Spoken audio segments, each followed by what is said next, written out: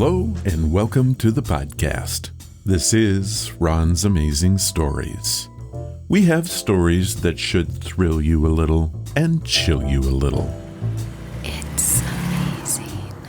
What you'll hear are adventures sent in by you guys, classic stories from the pulp mags, and episodes from the golden age of radio.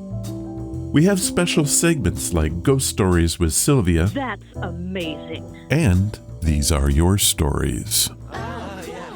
So settle in for the next hour and enjoy the show. One more thing.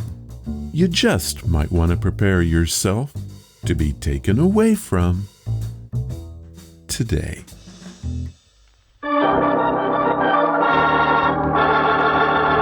Another 5-minute mystery.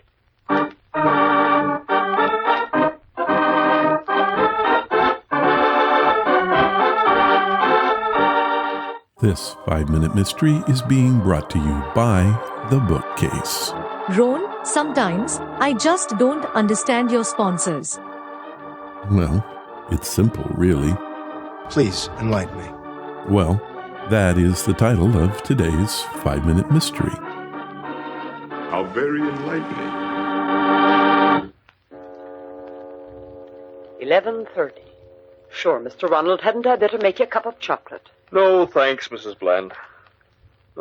Father's working rather late tonight, isn't he? In that stuffy old library, too. Suspect I'd better pour in a little extra for that butler of yours, Mr. Bowling. No, Mrs. Bland. Well, you say that makes one think... Why, what's that? Sounded like a truck backfiring out of the road. Oh, no, Mr. Ronald. It was in this house. A gunshot? Mrs. Bland, come on. Mr. Ronald, look. They're on the floor. Why, it's Bowling. He's unconscious. Mrs. Bland, turn on the lights. Bowling, old man. Bowling. Why, he's being struck on the head, Mr. Ronald. Look. Someone hit me from behind, sir. Mr. Ronald, your father in the library. Mr. Ronald, quick. Oh, Mrs. Bland. Your father. Fallen forward on his desk. Mr. Ronald, is he... Yes. He's dead. Mrs. Bland, call the police. This is murder. Tell the inspector whatever he wants to know, Bowling. We've got to find out who murdered my father. Yes, sir. Well, I was locking the front door when I first heard the voices from the library. I was surprised because I didn't know Mr. Sweeting had a visitor, but just as I approached the library door... Go on, Mr. Bowling. Well, sir, I heard the shot. For a moment I was confused. Then I opened the door and Mr. Sweeting was lying forward over his desk, a bullet wound in his temple.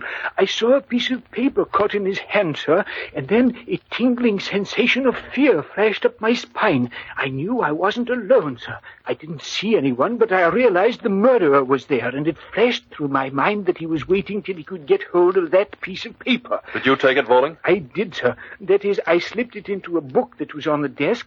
But there's no book here on the desk. I must have taken it after all. I even remember the title of the book, sir. It was The Widow's Walk, and I slipped the paper between pages 77 and 78. But just as I did... Yes? The murderer darted out the door behind me. I whirled and ran after him. The next thing I knew, something struck me over the head. No, Bowling, you're wrong. Hold out your hands.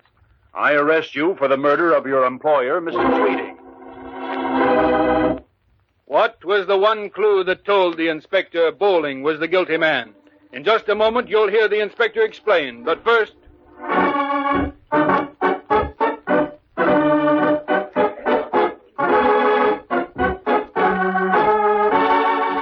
Well, one thing is for sure. And that is? Ms. Bland and Mr. Ronald are not guilty. You mean? That's right. For the first time, a Ron is a good guy. I have to check something. And what might that be? I am sure that hell has just frozen over. Nice. While you're there, why don't you go check between pages 77 and 78 of The Widow's Walk? Why do that? Why, indeed. And Now let's see if your talent for detecting is as good as the inspector's. But how did you know Bowling killed my father, Inspector? He didn't say anything far as I can see. Yes, that would he did, Mrs. Bland. Striking himself on the head was almost enough to make the whole thing plausible. But he said one thing that told me he was lying. You see, it's impossible to insert anything between pages 77 and 78 in a book, because odd-numbered pages are always on the right, even ones on the left. 77 and 78 are actually the same sheet. It just can't be done.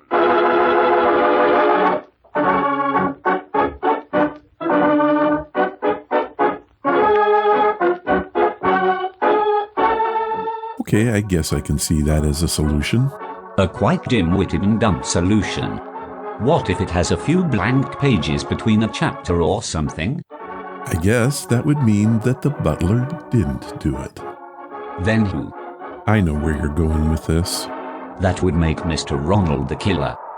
Just couldn't leave it alone, could you?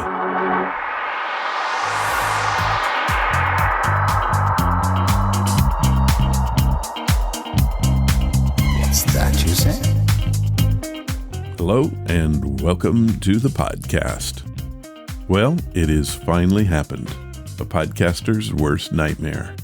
I was struck down with laryngitis. I'm nearly over it now, but it did make putting the show together this week challenging. The good news is that you're getting all new content.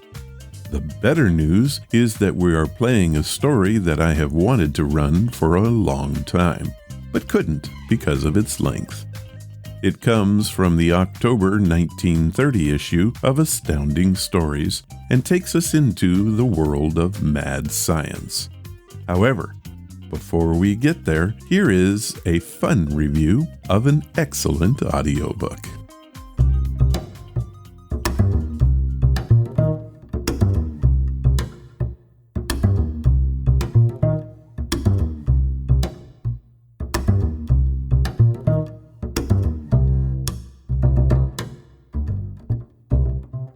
Today's podcast is brought to you by Audible. Get a free audiobook and a 30-day free trial at audibletrial.com/Ron's Amazing Stories. Audible has sponsored the show now since July of 2019. We have reviewed more than 140 audiobooks, and the list keeps growing. Did you know that Audible has over 200,000 books available? And a lot of those are included in the free catalog. Audible is amazing, and it is the perfect companion to Ron's Amazing Stories. If you like this podcast, you're going to love Audible. So what am I listening to? Ghost Sitters, A Crazy Inheritance, written by Tommy Krapwies and narrated by a whole cast of characters. There's no better way to put this other than this one is fun from the start. The acting is top-notch, and it's full of great sound effects and music. All in all, a great Audible original. Now, before I get into telling you all about the story, I'm going to give you a sample of what you can expect to hear from this family-friendly story. Here we go. 14-year-old Tom Rosenberg sat in his room at the computer, playing his favorite game, World of Werewizards. But he wasn't playing alone. As usual, each of the other members of the Beat Pulp Club were also sitting at their own computers, in their own homes, playing together online.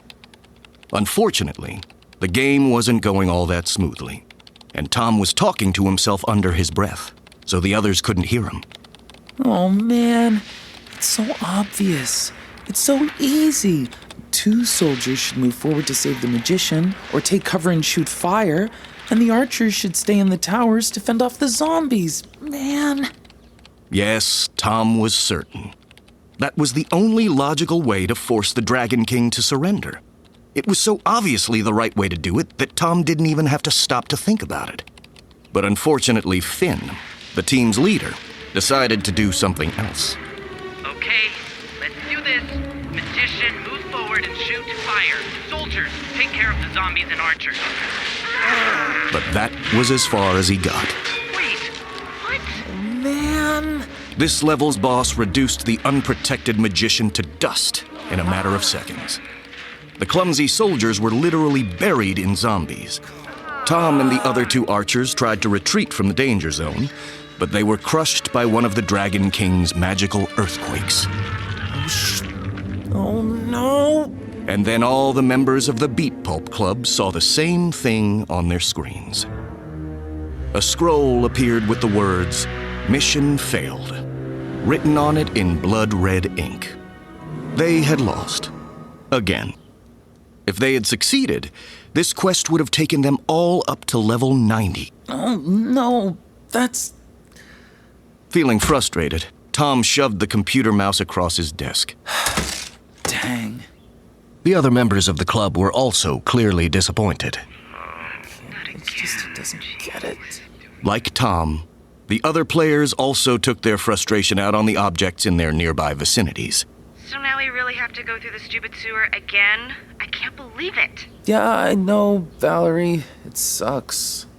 Seriously. Tom had no desire to go through the depressing sewer tunnel level for the 11th time, only to be pulverized by the Dragon King yet again. He kept mulling it over in his head. Maybe he really should just ask Finn if he could, just for this one round. I mean, maybe we could... Did you say something, Tom? Oh, no. No. No. Even though Tom felt certain that his strategy would work, he also didn't necessarily want to be the person everyone was mad at if it didn't. Suddenly, one of the other players brought Tom out of his thoughts. Okay, people, that's enough for me today. Whoa. Yeah, good. Okay. See you next time. I'm really looking forward to it. You could almost hear Tom's friend Morrow roll his eyes. In just a few moments, everyone but Valerie and Tom had logged out of the club's group chat. Finn had been so embarrassed by the whole thing that he hadn't even said goodbye. For a moment, the chat went completely silent, as if Tom and Valerie were each waiting for the other to say something. The silence quickly started to make Tom feel uncomfortable, and he tried to break it without saying anything of substance. So, yeah. Well, You said it. See you soon, Tom. But don't worry. We'll get it next time. Not. Later. Valerie's profile picture turned gray, and the word offline appeared next to it. Well, great. Sometimes the sample I get to use doesn't give you any real idea of what the story is all about. That's true for this audiobook. When Tom is invited to a reading of the will of his great-uncle that he never really ever heard of, there's no way to know what to expect. But on the long list of possible things that he could have inherited, a traveling carnival train is probably not really high on the list. To get his full $10 million inheritance, all Tom has to do is ride the antique train until his 18th birthday. Easy, right? Except for a strange caped creep he's never met who's trying to con him out of his money. And of course, the actual ghosts and ghouls who call the train home. Over the decades, Vampire Valorad, Zombie Wombi, Hop Temp the Mummy, Werewolf Welf, and Ghost Girl Mimi have created their own unique family, and they welcome Tom into their circle as a first-time ghost sitter. Keeping the spirit secret from the outside world is not easy, but with wit and ingenuity, Tom proves time and again that he is exactly the right person for the job. This is a crazy story, and one that'll keep you listening to the very end. And the good news is that you can have Ghost Sitters, a crazy inheritance, for free. All you have to do is head to audibletrial.com/Ron's Amazing Stories. Here is what Audible has set up for us. They are offering a free audiobook and 30 days to give you the opportunity to check out the service. This also grants you access to the included catalog, which is updated constantly with new titles.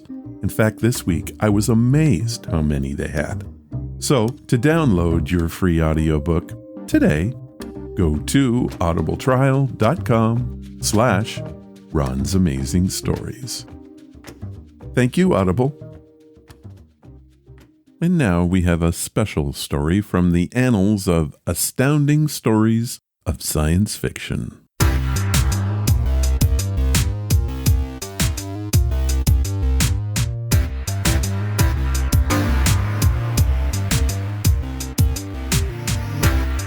Our featured story is quite unique, especially when you realize that it was first published in October of 1930 in Astounding Magazine. This one was way ahead of its time. Star Trek was known for its use of the transporter, but where did Rodenbary get the idea for it? Well, perhaps it came from our story today. It is titled An Extra Man, and I have to say this one is a lot of fun. Be sure to give it a minute before opting out. An Extra Man by Jackson G. Rays of the August midday sun pouring through the museum's glass roof beat upon the 8 soldiers surrounding the central exhibit, which for 30 years had been under constant guard. Even the present sweltering heat failed to lessen the men's careful observation of the visitors, who, from time to time, strolled listlessly about the room. The object of all this solicitude scarcely seemed to require it. A great up-ended rectangle of polished steel, some 6 feet square by 10 or a dozen feet in height, standing in the center of Machinery Hall. It suggested nothing sinister or priceless. 2 peculiarities, however, marked it as unusual: the concealment of its mechanism and the brevity of its title. For while the remainder of the exhibits located around it varied in the simplicity or complexity of their design, they were alike in their openness of their construction and detailed explanation of plan and purpose. The great steel box, however, bore merely 2 words and a date: Drayle's Invention, 1932. It was, nevertheless, toward this exhibit that a pleasant-appearing white-haired old gentleman and a small boy were slowly walking, when a change of guard occurred. The new men took their posts without words, while the relieved detail turned down a long corridor that for a moment echoed with the clatter of hobnailed boots on stone. Then all was surprisingly still.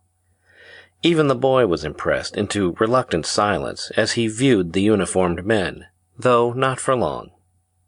"What's that? What's that? What's that?" he demanded presently with shrill imperiousness. "Grandfather, what's that?" An excited arm indicated the exhibit with its soldier guard. "If you can keep still long enough," replied the old gentleman patiently, "I'll tell you." And with due regard for rheumatic limbs, he slowly settled himself on a bench and folded his hands over the top of an ebony cane, preparatory to answering the youngster's question. His inquisitor, however, was at the moment being hauled from beneath a brass railing by the sergeant of the watch. "You'll have to keep an eye on him, sir," said the man reproachfully. "He was going to try his knife in the woodwork when I caught him." "Thank you, Sergeant. I'll do my best. But the younger generation, you know." "Sit still if possible," he directed at the squirming boy. "If not, we'll start home now." The non-com took a new post within easy reaching distance of the disturber and attempted to glare impressively. "Go on, grandfather, tell me. What's Drayle? What's in the box? Can't they open it? What are the soldiers for? Must they stay here? Why?" "Drayle," said the old man, breaking through the barrage of questions, "was a close friend of mine a good many years ago." "How many, grandfather? 50? As much as 50? Did father know him? Is father 50? 40. No. Yes. No," said the harassed relative, and then with amazing ignorance inquired, "Do you really care to hear, or do you just ask questions to exercise your tongue?" I want to hear the story, Grandpa. Tell me the story. Is it a nice story? Has it got bears in it? Polar bears? I saw a polar bear yesterday. He was white. Are polar bears always white? Tell me the story, Grandpa.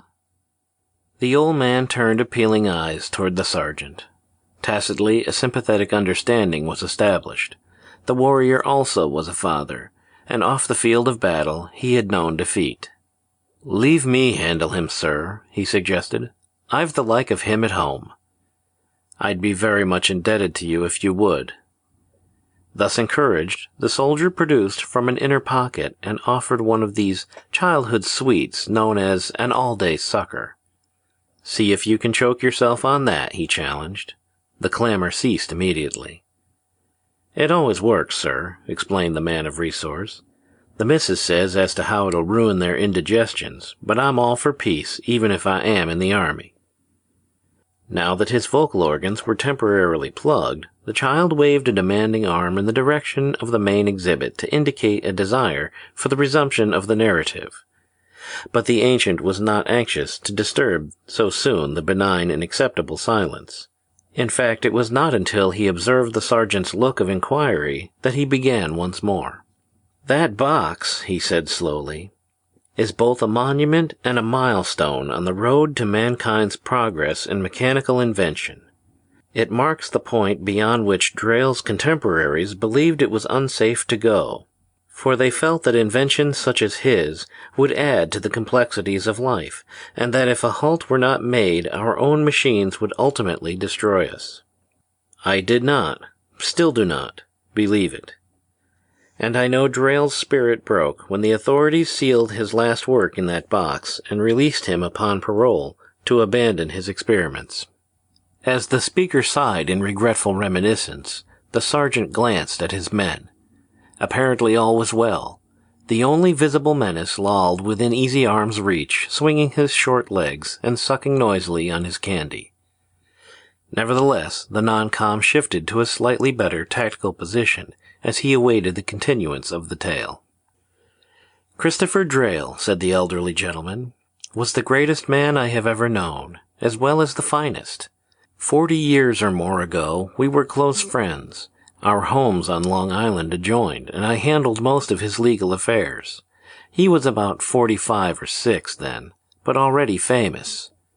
His rediscovery of the ancient process of tempering copper had made him one of the wealthiest men in the land and enabled him to devote his time to scientific research. Electricity and chemistry were his specialties, and at the period of time which I speak he was deeply engrossed in problems of radio transmission. But he had many interests, and not infrequently visited our local country club for an afternoon of golf. Sometimes I played around the course with him, and afterwards, over a drink, we would talk. His favorite topic was the contribution of science to human welfare, and even though I could not always follow him when he grew enthusiastic about some new theory, I was always puzzled. It was at such a time, when we had been discussing the new and first successful attempt to send moving pictures by radio, that I mentioned the prophecy of Jackson G. G was the writer of fantastic, pseudo-scientific tales who had said, "We shall soon be able to resolve human beings into their constituent elements, transmit them by radio to any desired point, and reassemble them at the other end. We shall do this by means of vibrations. We are just beginning to learn that vibrations are the key to the fundamental process of all life." I laughed as I quoted this to Drayle, for it seemed to me the ravings of a lunatic, but Drayle did not smile. "Jackson G," he said, "is nearer to the truth than he imagines. We already know the elements that make the human body, and we can put them together in their proper proportions and arrangements, but we have not been able to introduce the vitalizing spark, the key vibrations to start it going. We can reproduce the human machine, but we cannot make it move. We can destroy life in the laboratory, and we can prolong it, but so far we have not been able to create it. Yet I tell you in all seriousness that time will come. That time will come." I was surprised at his earnestness, and would have questioned him further, but a boy appeared just then with a message that Drayle was wanted on the telephone. "Something important, sir," he said. Drayle went off to answer the summons, and later he sent word that he had been called away and would not be able to return. It was the last I heard from Drayle for months. He shut himself in the laboratory and saw no one but his assistants, Ward of Boston and Buchanan of Washington. He even slept in the workshop and had his food sent in. Ordinarily, I would not have been excluded, for I had his confidence to an unusual degree, and I had often watched him work. I admired the deft movements of his hands. He had the certain touch and style of a master, but during that period he admitted only his aides. Consequently, I felt little hope of reaching him one morning when it was necessary to have his signature to some legal documents. Yet the urgency of the case led me to go to his home on the chance that I might be able to get him long enough for the business that concerned us. Luck was with me, for he had sent out word that he would see me in a few minutes. I remember seating myself in the office that opened off his laboratory and wondering what was beyond the door that separated us. I had witnessed some incredible performances in the adjoining room. At last Drayle came in. He looked worried and careworn. There were new lines in his face and blue half-circles of fatigue beneath his eyes. It was evident that it was long since he had slept. He apologized for having kept me waiting, and then, without examining the papers I offered, he signed his name nervously in the proper spaces. When I gathered the sheets together, he turned abruptly toward the laboratory, but at the door he paused and smiled. "Give my respects to Jackson G," he said. "Who's Jackson G? Does Father know him? Has he any polar bears? Aren't you going to tell me about that?" The tidal wave of questions almost overwhelmed the historian and his auditor. But the military, fortunately, was equal to the emergency. With a tactical turn of his hand, he thrust the remnant of the lollipop between the chattering jaws and spoke with sharp rapidity. "Listen," he commanded. "That there, what you got, is a magic candy, and if you go on exposing it to the air after it is once in your mouth, it's likely to disappear just like that." And the speed of the translation was illustrated by a smart snapping of the fingers. Doubt shone in the juvenile terror's eyes, and the earlier generations waited fearfully while skepticism and greed waged their recurrent conflict. For a time it seemed as if the veteran had blundered, but finally greed triumphed, and a temporary peace ensued. "Where was I?" inquired the interrupted narrator when the issue of battle was settled. "You was talking about Jackson G," answered the guardsman in a cautiously low tone. So I was, the old gentleman agreed somewhat vaguely, nodding his head.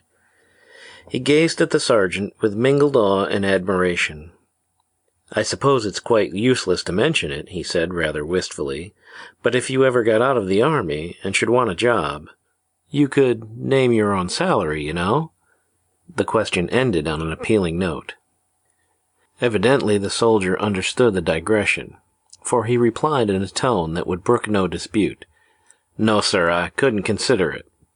"I was afraid so," said the other regretfully, and added, with apparent irrelevance, "I have to live with him, you see." "Tough luck," commiserated the listener. Reluctantly summoning his thoughts from the pleasant contemplation of what had seemed to offer an era of peace, the bard turned to his story. "A few hours later," he continued, "I had a telephone call from Drayle's wife, and I realized from the fright in her voice that something dreadful had happened. She asked me to come to the house at once. Chris had been hurt, but she disconnected before I could ask for details. I started immediately, and I wondered as I drove what disaster had overtaken him. Anything, it seemed to me, might have befallen in that room of miracles, but I was not prepared to find that Drayle had been shot and wounded. The police were before me and already questioning the assailant, Mrs. Farrell, a fiery-tempered young Irishwoman. When they entered the room, she was repeating half hysterically her explanation that Drayle had killed her husband in the laboratory that morning. "Right before my eyes I seen it," she shouted. "Harry was standing on a sort of platform looking at a big machine like, and so help me he didn't have a stitch of clothes on. And I started to say something, but all at once there came a terrible sort of screech and a flash like lightning, kinda, in front of him. Then Harry turns into a sort of thick smoke, and I can see right through him, like he's a ghost. And then the smoke gets sucked into a big hole in the machine, and I know Harry's dead. And here's this man what done it, and he's standing there grinning horrid. So something comes over me all at once, and I points Harry's gun at him, and I pulls the trigger." Even before the woman had finished, I recalled what I had seen one afternoon in Drayle's laboratory many months before. I had been there for some time watching him, when he placed a small tumbler on a work table and asked me if I had ever seen a glass shattered by the vibrations of a violin. I told him that I had, but he went through the demonstration as if to satisfy himself. Of course, when he drew a bow across the instrument's strings and produced the proper pitch, the goblet cracked into pieces exactly as might have been expected. And I wondered why Drayle concerned himself with so childish an experiment before I noticed that he had appeared to have forgotten me completely. I endeavored then not to disturb him, and I remember trying to draw myself out of his way and feeling that something momentous was about to take place. Yet actually I believe it would have required a considerable commotion to have distracted his attention, for his ability to concentrate was one of the characteristics of his genius. I saw him place another glass on the table, and I noticed then that it stood directly in front of a complicated mechanism. At first this gave out a low humming sound, but it soon rose to an unearthly whining shriek. I shrank from it involuntarily, and a second later I was amazed at the sight of the glass, seemingly reduced to a thin vapor, being drawn into a funnel-like opening near the top of the device. I was too startled to speak, and could only watch as Drayle started the contrivance again. Once more its noise cut through me with physical pain. I cried out, but my voice was overwhelmed by the terrific din of the mysterious machine. Then Drayle strode down the long room to another intricate mass of wire coils and plates and lamps, and I saw a dim glow appear in two of the bulbs, and heard a noise like the crackling of paper. Drayle made some adjustments, and presently I observed a peculiar shimmering of the air above the horizontal metal grid. It reminded me of heat waves rising from a summer street, until I saw the vibrations were taking a definitive pattern, and that the pattern was that of the glass I had seen dissolved into air. At first, the image made me think of a picture formed by a series of horizontal lines close together but broken at various points in such fashion as to create the appearance of a line by the very continuity of the fractures. But as I watched, the plasma became substance. The air ceased to quiver, and I was appalled to see Drayle pick up the tumbler and carry it to a scale on which he weighed it with infinite exactness. If he had approached me with it at that moment, I would have fled in terror. Next, Drayle filled the goblet with some liquid, which immediately afterward he measured in a beaker. The result seemed to please him, for he smiled happily. At the same instant he became aware of my presence. He looked surprised, and then a trifle disconcerted. I could see that he was embarrassed by the knowledge that I had witnessed so much, and after a second or two he asked my silence. I agreed at once, not only because he requested it, but because I couldn't believe the evidence myself. He let me out then, and locked the door. It was this recollection that made me credit the woman's story. But I was sick with dread, for in spite of my faith in Drayle's genius, I feared that he had gone mad. Mrs. Drayle had listened to Mrs. Farrell's account calmly enough, but I could see the fear in her eyes when she signaled a wish to speak to me alone. I followed her into an adjoining room, leaving Mrs. Farrell with the two policemen and the doctor, who was trying to quiet her. As soon as the door closed after us, Mrs. Drayle seized my hands. "Tim," she whispered, "I'm horribly afraid if what the woman says is true. Chris has told me of some wonderful things he was planning to do, but I had never expected he would experiment on human beings. Can they send him to prison?" Of course I said what I could to comfort her, and tried to make my voice sound convincing. At the time, the legal aspect of the matter did not worry me so much as the fear that the attack on Drayle might prove fatal. For even if it should develop that he was not dangerously hurt, I imagined that the interruption of the experiment at a critical moment might easily have ruined whatever slim chance there had been of success. For us, the nerve-wracking part was that we could do nothing until the surgeon who was attending Drayle could tell us how badly he was injured. At last word came that the bullet had only grazed Drayle's head and stunned him, but that he might remain unconscious for some time. Mrs. Drayle went in and sat at her husband's side, while I returned to the laboratory and found the police greatly bewildered as to whether they ought to arrest Drayle. They had discovered in a closet an outfit of men's clothing that Mrs. Farrell identified as her husband's, and although they saw no other trace of the missing man, they had a desire to lock up somebody as an evidence of their activity. It took considerable persuasion to prevail upon them to withhold their hands. There was no such difficulty about restraining them in the laboratory. They were afraid to touch any apparatus, and they gave the invention a ludicrously wide berth. I never knew exactly how long it was that I paced about the lower floor of Drayle's home before the doctor summoned me and announced that the patient wanted me, but that I must be careful not to excite him. I have often wondered how many physicians would have to abandon their profession if they were deprived of that phrase, "You must not excite the patient." Drayle was already excited when I entered. In fact, he was furious at the doctor's efforts to restrain him. But I realized that my fear for his reason was groundless. His remarks were lucid and forceful as he raged at the interference with his work. As soon as he saw me, he appealed for assistance. "Make them let me alone, Tim," he begged, as his wife and the doctor, partly by force and partly by persuasion, endeavored to hold him in bed. "I must get back to the laboratory. That woman believes that I've killed her husband, and my assistant will think that we've failed."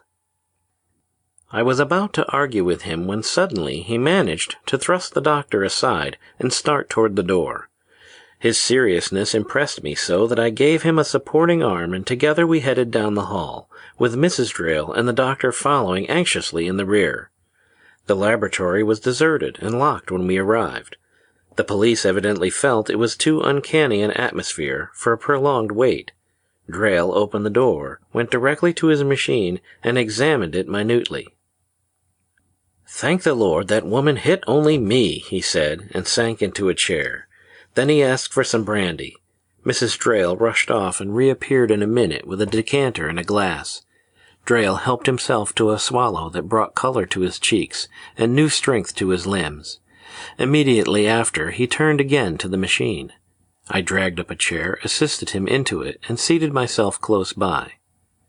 I knew little enough about mechanics, but I was fascinated by the numerous gauges that faced me on the gleaming instrument board.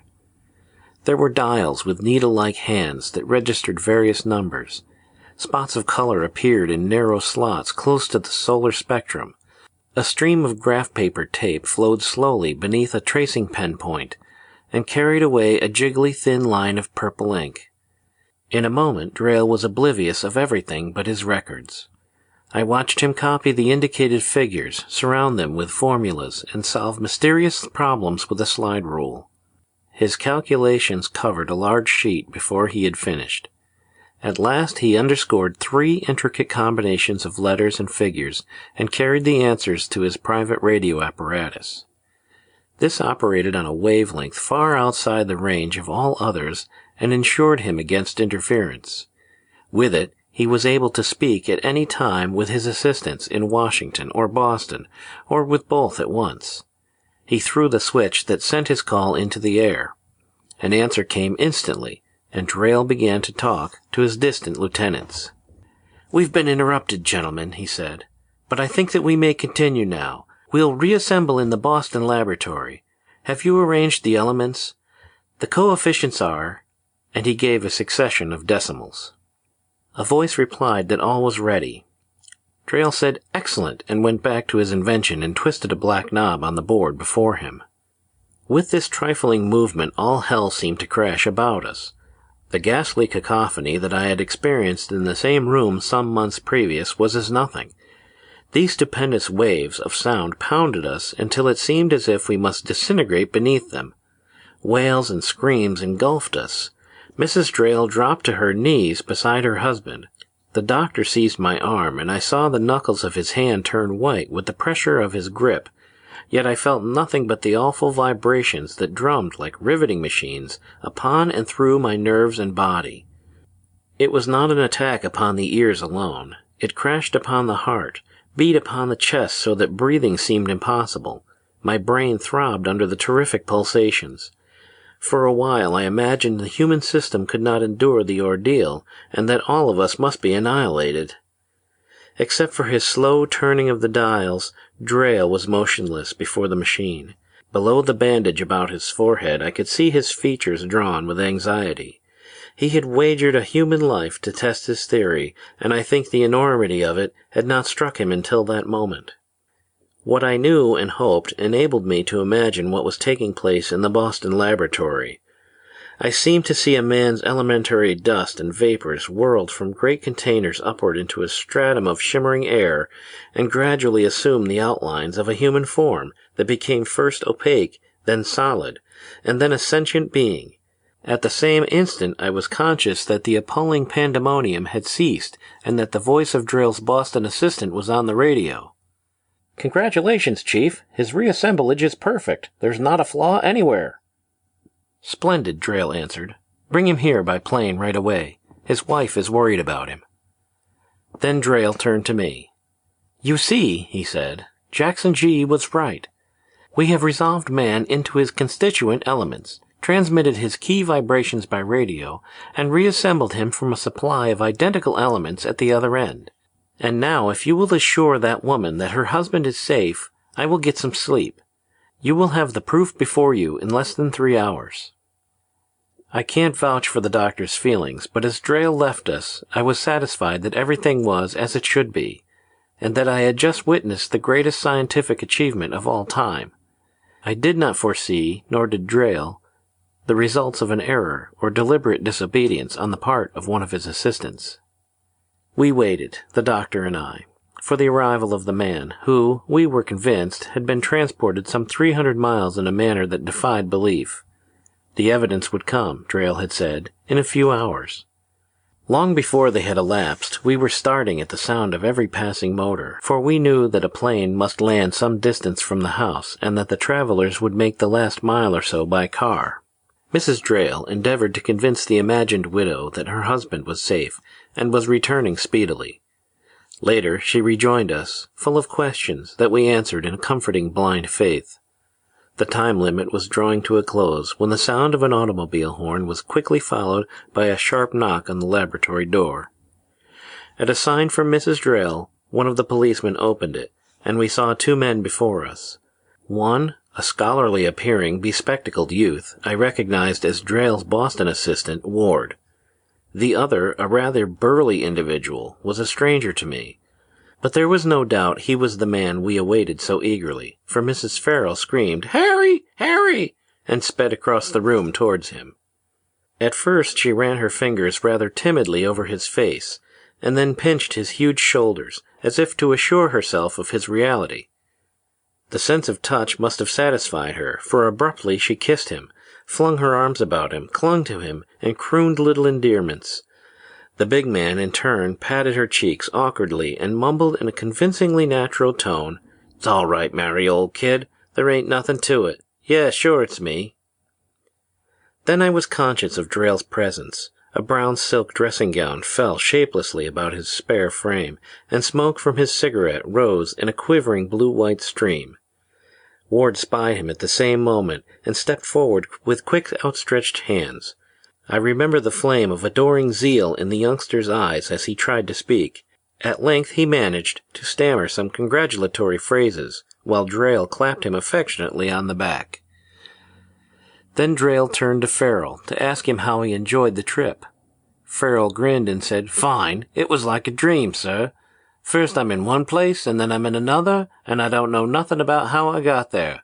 But I could do with a drink, sir. I ain't used to the merry planes much." Drayle accepted the hint and suggested that we all celebrate. He gave instructions over a desk telephone, and almost immediately a man entered with a small service wagon containing a wide assortment of liquors and glasses. When we had all been served, Ward asked somewhat hesitantly if he might propose a toast. "To Dr. Drayle, the greatest scientist of all time." We were, of course, already somewhat drunk with excitement as we lifted our glasses, but Drayle would not have it. "Let me amend that," he said. "Let us drink to the future of science." "Sure," said Farrell very promptly. I think he was somewhat uncertain about toast, but he clung hopefully to the word drink. We had raised our glasses again when Drayle, who was facing the door, dropped his. It struck the floor with a little crash, and the liquor spattered my ankles. Drayle whispered, "Great God!" I saw in the doorway another feral.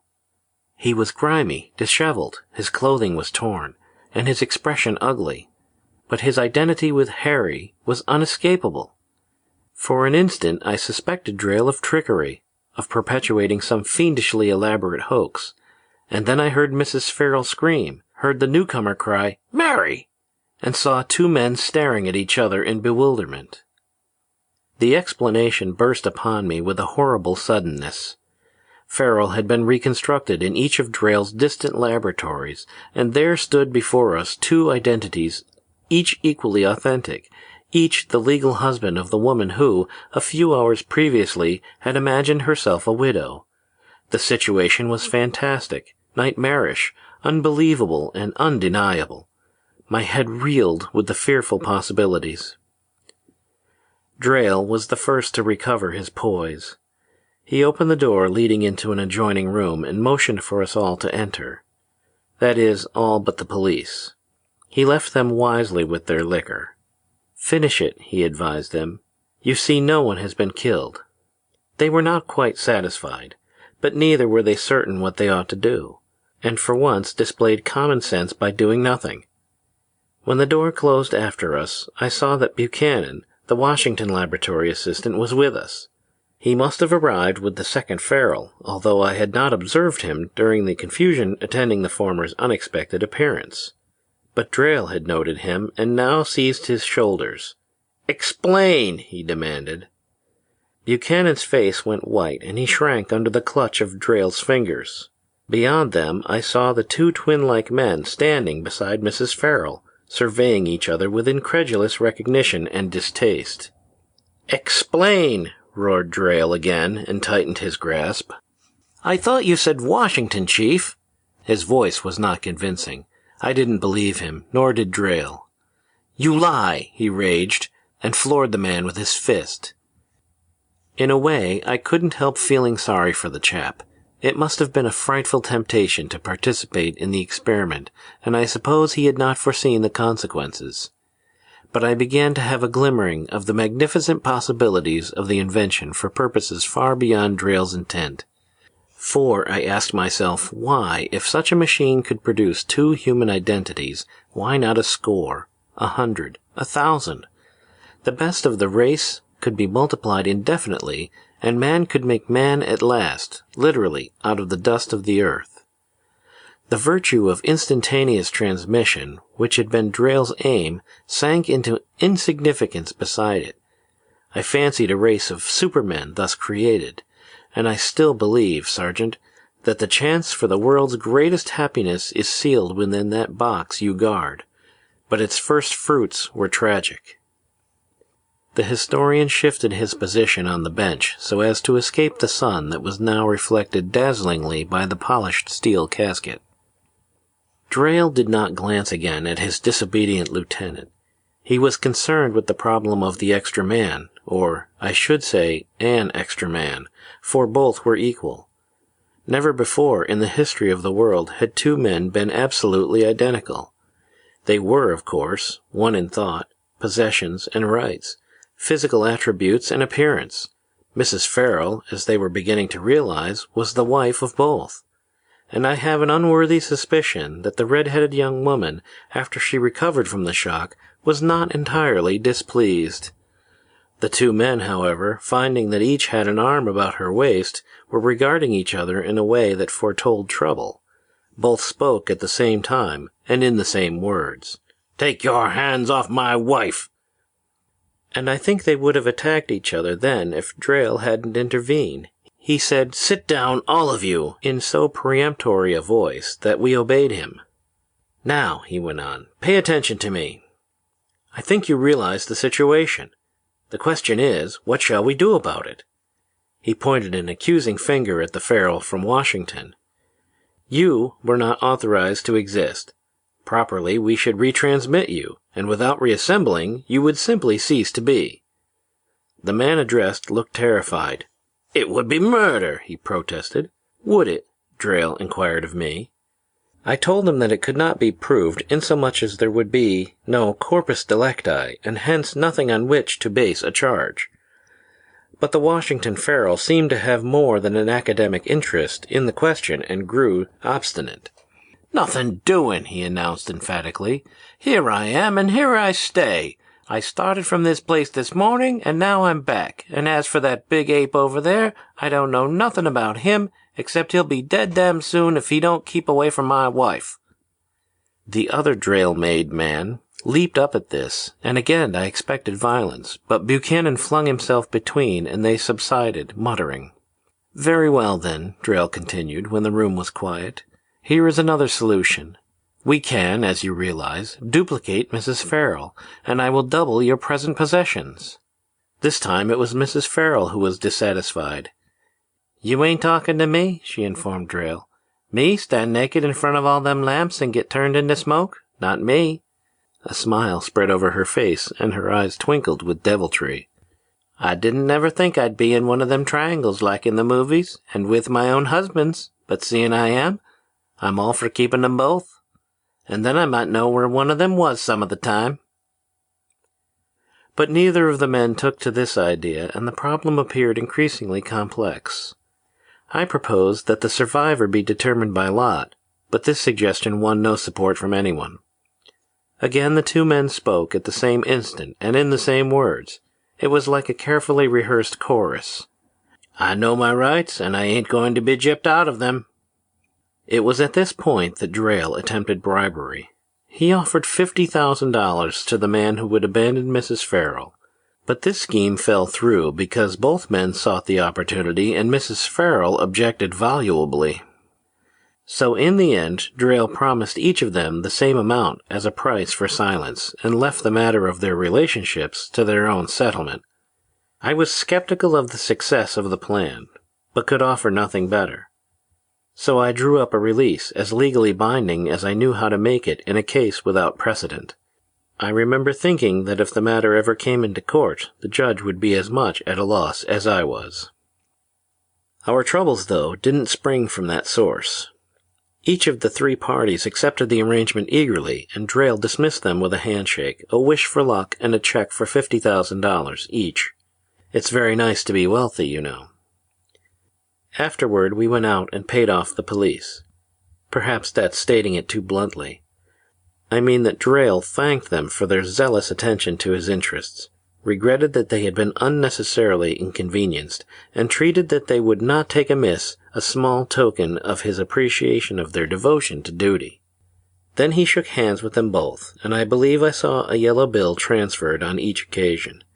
At any rate, the officers saluted smartly and left. Of course, I was impatient to question Drayle, but I could see that he was desperately fatigued, so I departed. Next morning, I found my worst fears exceeded by the events of the night. The three Farrells, who had left us in apparently amiable spirits, had proceeded to the home of Mrs. and the original Mr. Farrell. There, the argument of who was to leave had been resumed. Both men were, of course, of the same mind. Whether both desired to stay or flee, I would not presume to say. But an acrimonious dispute led to physical hostilities, and while Mrs. Farrell, according to accounts, cheered them on, they literally fought to the death. Being equally capable, there was naturally, barring interruption, no other possible outcome. I can well believe they employed the same tactics, swung the same blows, and died at the same instant. Mrs. Farrell, after carefully retrieving both of her husband's checks, told a great deal of the story. As might be expected, nobody believed the yarn except our profound federal lawmakers. They welcomed an opportunity to investigate an outsider for a change, and had all of us before a committee. Finally, the Congress of these United States of America, plus the sagacious Supreme Court, decided that my client wasn't guilty of anything, but that he mustn't do it again. At least that was the gist of it. I recollect that I offered a defense of psychopathic neuroticism. As a result of the obiter dictum and a resolution by both houses assembled, Drayle's invention was sealed, dated, and placed under guard. That's its history, Sergeant. The white-haired old gentleman picked up a high silk hat that added a final touch of distinction to his tall figure, and looked about him as if trying to recall something. At last the idea came. "By the way," he inquired suddenly, "didn't I have an extraordinarily obnoxious grandson with me when I came?" The attentive auditor was vastly startled. He surveyed the great hall rapidly, but reflected before he answered. "No, sir. I mean, he ain't no more'n average, but I reckon we'd better find him anyhow." His glance had satisfied the sergeant that at least the object of his charge was safe, and his men still vigilant. "I'll be back in a minute," he informed them. "Don't let nothing happen." "Bring us something more'n a breath," pleaded the corporal, disrespectfully. The sergeant had already set off at a brisk pace with the storyteller. For several minutes, as they rushed from room to room, the hunt was unrewarded. "I think, sir," said the sergeant, "we'd better look in the natural history division. There is stuffed animals in there that the kids is fond of." "You are probably right," the patriarch gasped, as he struggled to maintain the gait set by the younger man. "I might have known he didn't really want to hear the story." "They never do," answered the other over his shoulder. "I'll bet that's him down there on the next floor." The two searchers had emerged upon a wide gallery that commanded a clear view of the main entrance, where various specimens of American fauna were mounted in intriguing replicas of their native habitat. The guard pointed an accusing finger at one of the groups and sprang toward the stairs. The old gentleman's breath and strength were gone. He could only gaze in the direction that had been indicated by the madly running guard. But he had no doubts. A small boy was certainly digging vigorously at the head of a specimen of Ursus polaris that the curator had represented in the dramatic pose of killing a seal. A protesting wail arose from below as the young naturalist was withdrawn from his field by a capable hand on the slack of his trousers, and presently, chagrined with failure, the culprit was before his grandsire. "Gee," he complained, "I was only looking at the polar bear. Are polar bears always white? "You'd better take him away, sir," interrupted the sergeant. "He was trying to pry out one of the bear's eyes with the stick of the lollipop I give him. Take him." The old gentleman extended both hands. His left found a grip in his grandson's coat collar. His right, partly concealing a government engraving, met the guard's with a clasp of gratitude. "Sergeant," he remarked in a voice tense with feeling, "a half-hour ago I expressed some ridiculous regrets that Drayle's invention had been kept from the world. Now I realize its horrid menace. I shudder to think it might have been responsible for two like him." The object of disapproval was shaken indicatively. "Guard the secret well, Sergeant. Guard it well. The world's peace depends upon you." The old gentleman's words trembled with conviction. Then, alternately shaking his head and his grandson, he marched down the hallway, ebony cane tapping angrily on the stone. As the exhausted but happy warrior retraced his steps, a high-pitched voice floated after him.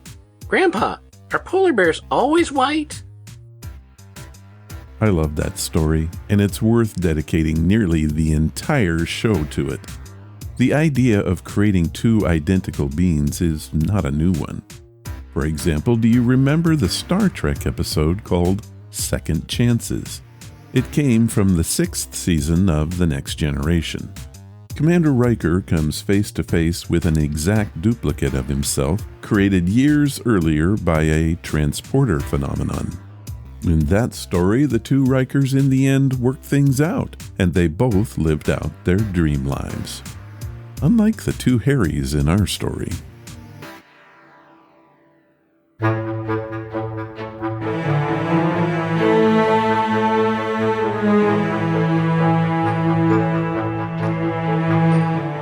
Well, that was episode number 568, and I hope you enjoyed that story. The 1930s was a great time to be a writer, and the pulp mags were the place. If you want to follow the podcast or the blog, head to ronsamazingstories.com. There you will find any of the links I mentioned and how to contact us. Do you want to help the show? The best thing you can do is to tell your friends all about it, and please leave reviews or feedback wherever you listen. Clicking that follow or like button helps us grow. Thank you for listening, and I hope you come again to find out what are Ron's amazing stories.